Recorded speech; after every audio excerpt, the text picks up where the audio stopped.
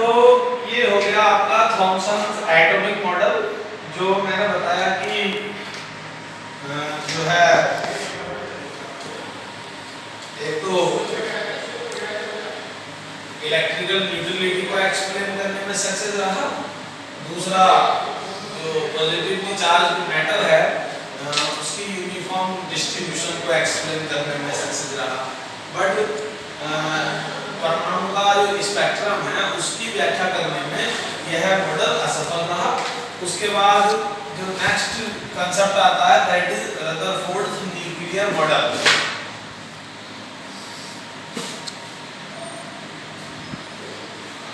Rutherford's nuclear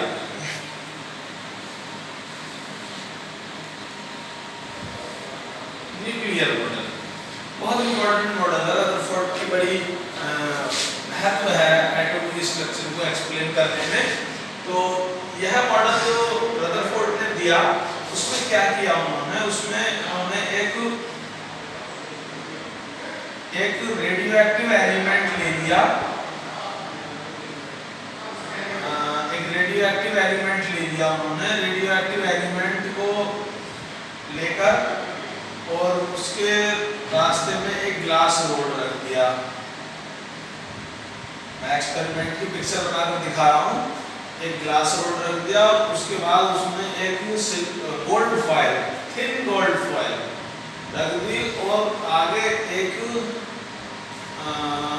पर्दा लगा दिया, प्रतिदीप्तिशील पर्दा। अभी उसको मैं बता रहा हूँ। इस पर ये है movable screen coated with ZnS zinc sulphide की कोटिंग कर इस पर ये लगा दी। ये है आपका गोल्ड फॉयल, ये है आपकी लेड रोड, यह है आपका रेडियो एक्टिव सब्सटेंस।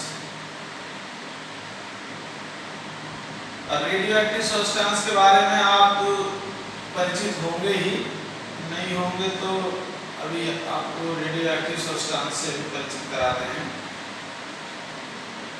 ये है तो रेडियो एक्टिव सब्सटेंसेस ऐसे होते हैं जिनमें सेल्फ डिसइंटीग्रेशन की एबिलिटी होती है। इट मींस कि वह स्वतः ही नेचर में स्वतः ही विघटित होते रहते हैं और विघटित होकर वो अपने से स्मॉलर न्यूक्लियाई में कन्वर्ट होते रहते हैं। रेडियो एक्टिव जो रिएक्शन है वो न्यूक्लियर रिएक्शन है, उसमें नाभिकों का विघटन होता है। तो जो रेडियो एक्टिव पदार्थ हैं वो निरंतर डिसइंटीग्रेट होते हैं और अपने डिसइंटीग्रेशन की प्रोसेस में डिफरेंट पार्टिकल डिफरेंट रेज को इमिट करते हैं, जिनमें अल्फा बीटा एंड गामा जो पार्टिकल्स हैं वो प्रमुख रूप से उनसे उत्सर्जित होते रहते हैं। अब यहाँ क्या किया, यहाँ जो रदरफोर्ड हैं उन्होंने रेडियो एक्टिव पदार्थ के डिसइंटीग्रेशन से उत्पन्न हुए अल्फा पार्टिकल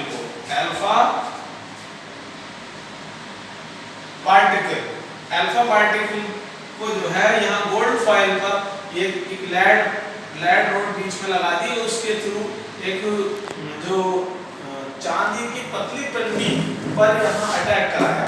तो चांदी की पतली पन्नी पर यहाँ अटैक कराया तो देखा कि जैसे ही जो अल्फा पार्टिकल्स हैं यहाँ आते हैं तो वह उनमें से जो अधिकांश अल्फा पार्टिकल्स हैं वो गोल्ड फॉयल को पेनिट्रेट कर सीधे निकल जाते हैं। जो अधिकांश अल्फा पार्टिकल्स हैं वो सीधे निकलते हैं और आगे लगा जो आपका स्क्रीन है जिंक सल्फाइड की कोटेड स्क्रीन पर जाकर चमक उत्पन्न करते हैं, है ना। बहुत कम अल्फा पार्टिकल ऐसे पाए गए जो 90 डिग्री या उससे अधिक ही, और 90 डिग्री उससे कम के एंगल पर विक्षेपित हो गए, डिफ्लेक्ट कर गए। और रेयर पार्टिकल, एक दो पार्टिकल ऐसे पाए गए जो जिस मार्ग से आए थे उसी मार्ग पर वापस चले। तो यह जो एक्सपेरिमेंट है, इस एक्सपेरिमेंट को रदरफोर्ड ने नाम दिया alpha particle scattering experiment. Alpha particle scattering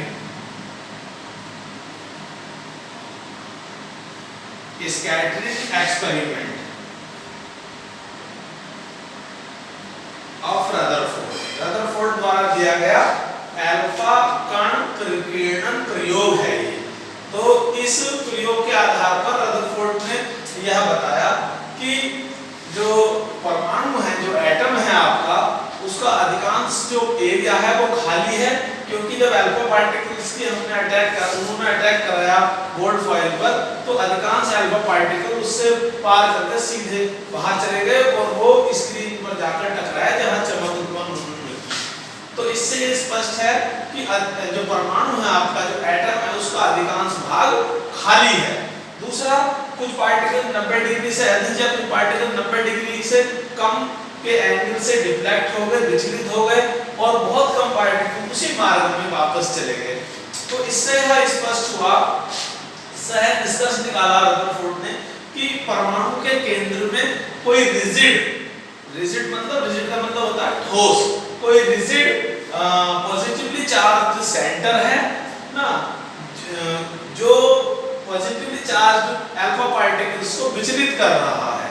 तो उसने बताया कि कोई रिजिड पॉजिटिवली चार्ज सेंटर है जिसमें परमाणु का टोटल पॉजिटिव चार्ज, संपूर्ण धनावेश संचित है, और साथ में यह भी बताया कि इस केंद्रीय भाग में जिसमें परमाणु का संपूर्ण धनावेश, टोटल पॉजिटिवली चार्ज स्टोर है, उसमें लगभग परमाणु का लगभग समस्त द्रव्यमान भी संचित रहता है।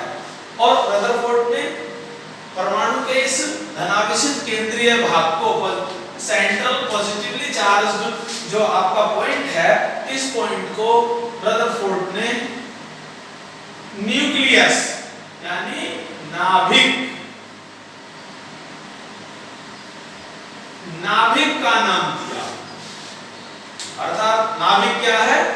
परमाणु का वह केंद्रीय भाग जिसमें उसका टोटल पॉजिटिव चार्ज यानी समस्त धनावेश एवं लगभग समस्त द्रव्यमान, ऑलमोस्ट टोटल मास स्टोर्ड रहता है, परमाणु का नाभिक कहलाता है।